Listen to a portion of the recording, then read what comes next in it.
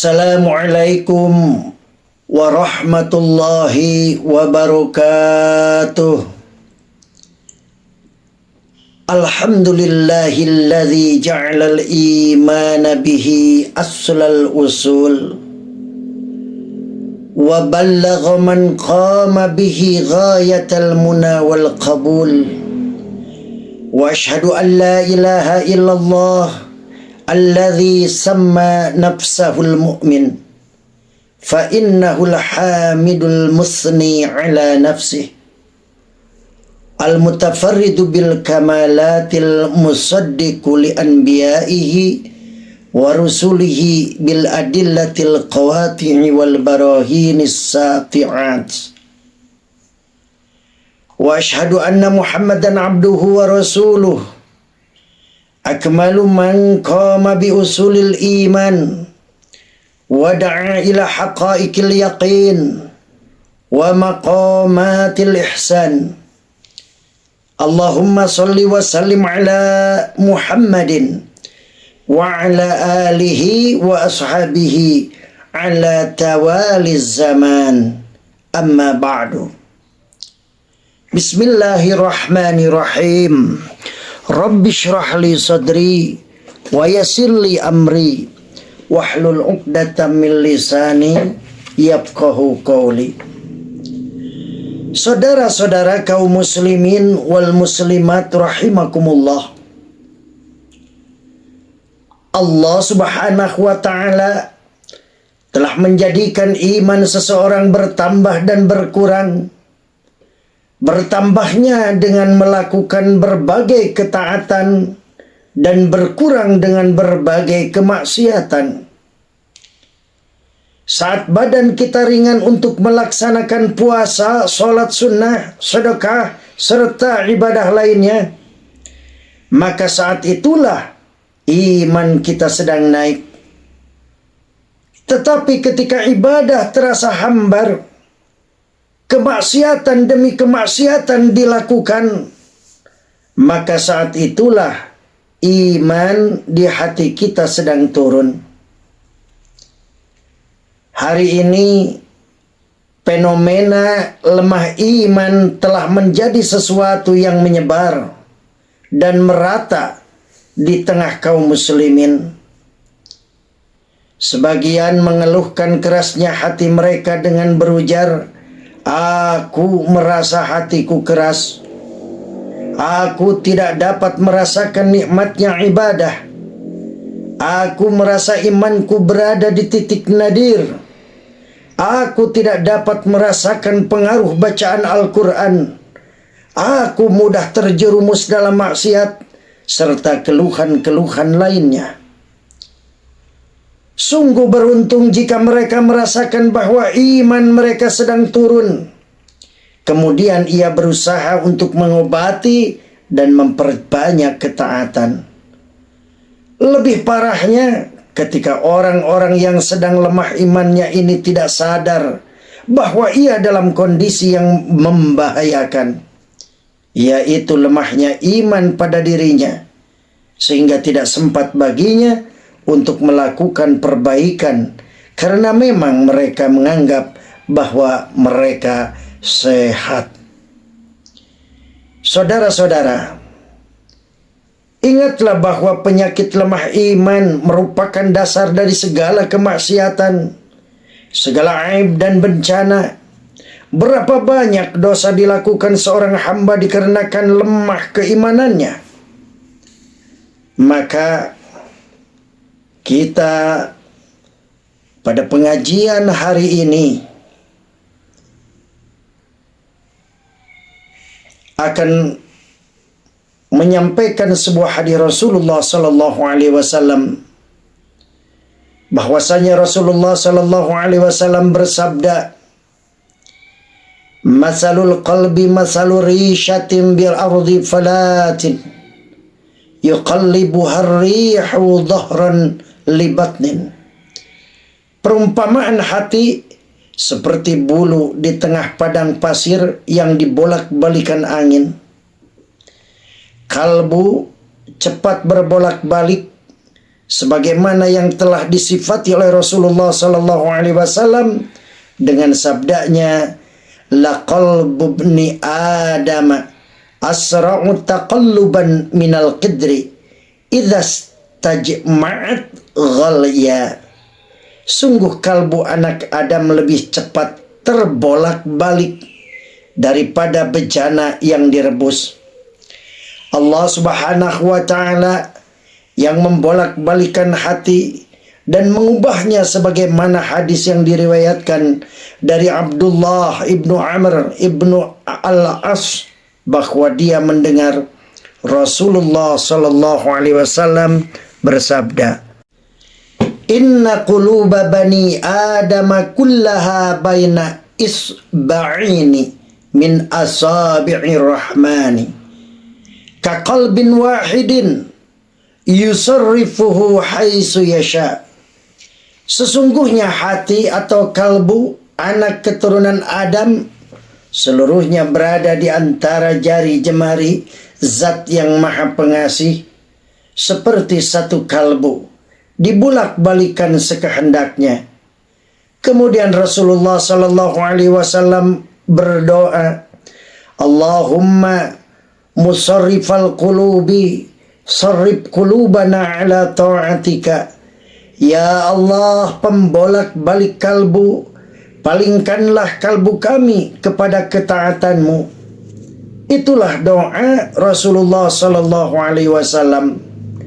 Saudara-saudara kaum muslimin wal muslimat rahimakumullah, Allah lah yang memisahkan antara seseorang dengan kalbunya. Seseorang tidak akan selamat kecuali datang kepada Allah Subhanahu wa ta'ala dengan hati, dengan kalbu yang selamat. Kedukaanlah bagi pemilik kalbu yang sulit untuk zikrullah, mengingat Allah. Surga dijanjikan bagi siapa yang merasa takut kepada Allah Subhanahu wa ta'ala yang Maha Pengasih, padahal tidak terlihat olehnya, dan datang dengan hati yang bertobat. Seorang mukmin hatinya haruslah sensitif, menyadari penyakit yang menyusup dan faktor penyebabnya, untuk kemudian bersegera mengobatinya sebelum menjangkit dan membinasakannya. Perkaranya besar dan serius. Allah Subhanahu wa ta'ala telah memperingatkan kita mengenai hati yang keras, terkunci, sakit, buta, buntung, terbalik, ternoda, dan dicap dengan hati yang mati. Kaum muslimin wal muslimat rahimakumullah, sesungguhnya penyakit lemah iman memiliki gejala dan tanda-tanda. Di antaranya apa yang disebutkan oleh Syekh Shalih Al-Munajjid dalam buku beliau Zahiratul Dha'fil Iman.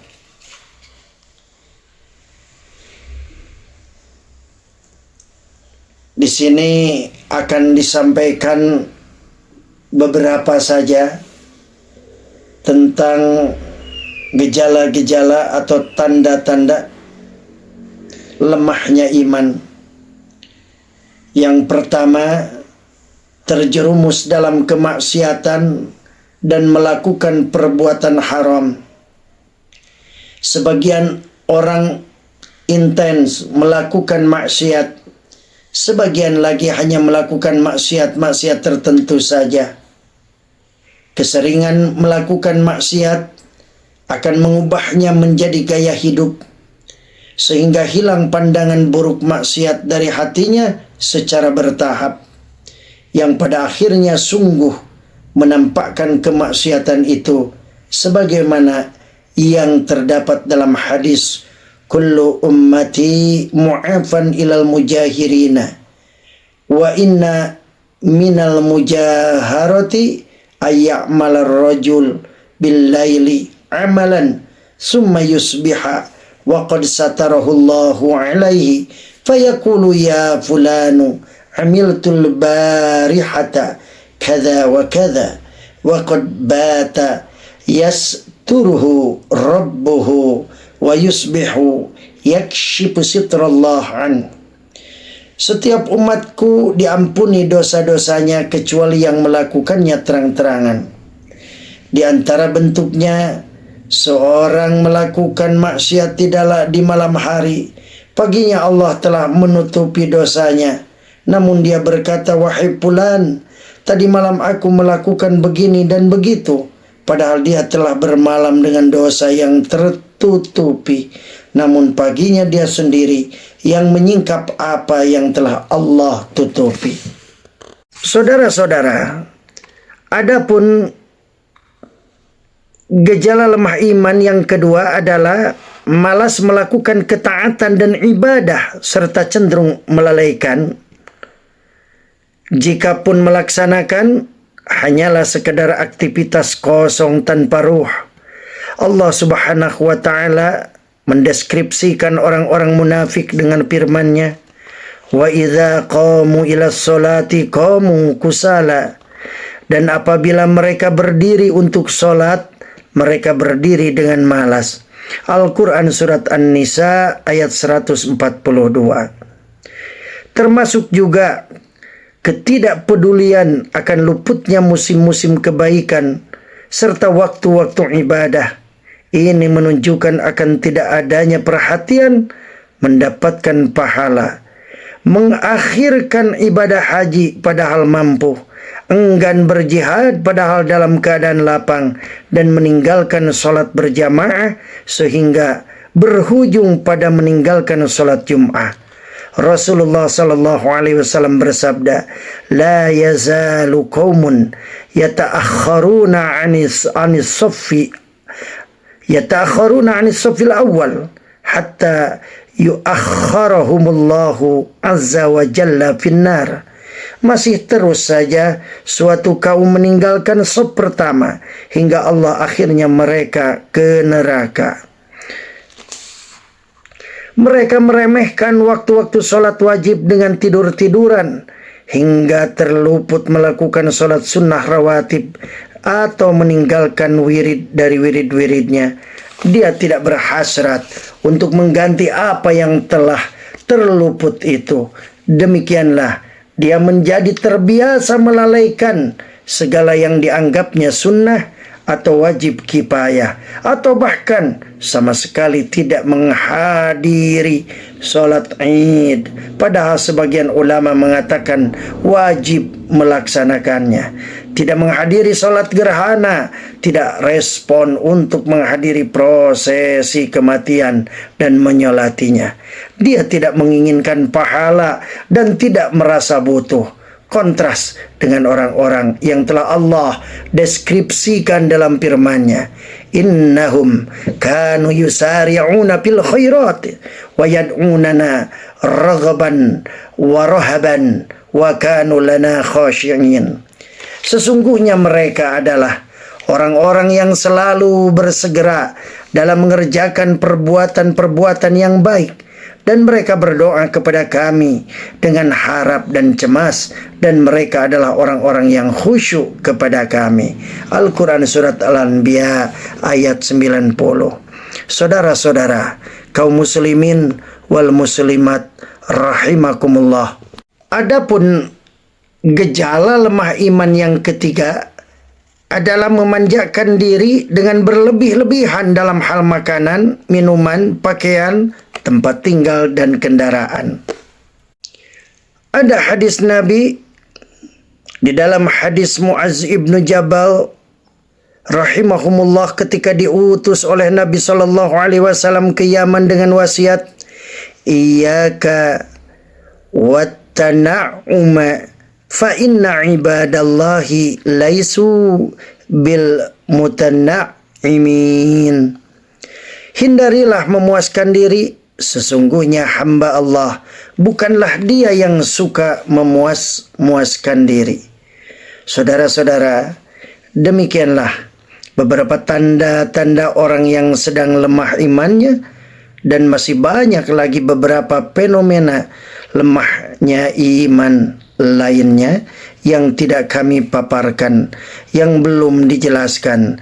Akan tetapi semoga meskipun hanya 3 yang dipaparkan dapat kita ambil sebagai hikmah, dan mudah-mudahan kita semuanya dikuatkan iman kita oleh Allah Subhanahu wa ta'ala, sehingga terus kita sisa hidup kita, sisa umur kita dapat dimanfaatkan untuk beramal soleh, beribadah, meningkatkan keimanan kita kepada Allah Subhanahu wa ta'ala. Semoga Allah Subhanahu wa ta'ala memberikan ridhonya. Mohon maaf yang sebesar-besarnya. Wallahul muwaffiq ila aqwamit thoriq. Wassalamualaikum warahmatullahi wabarakatuh.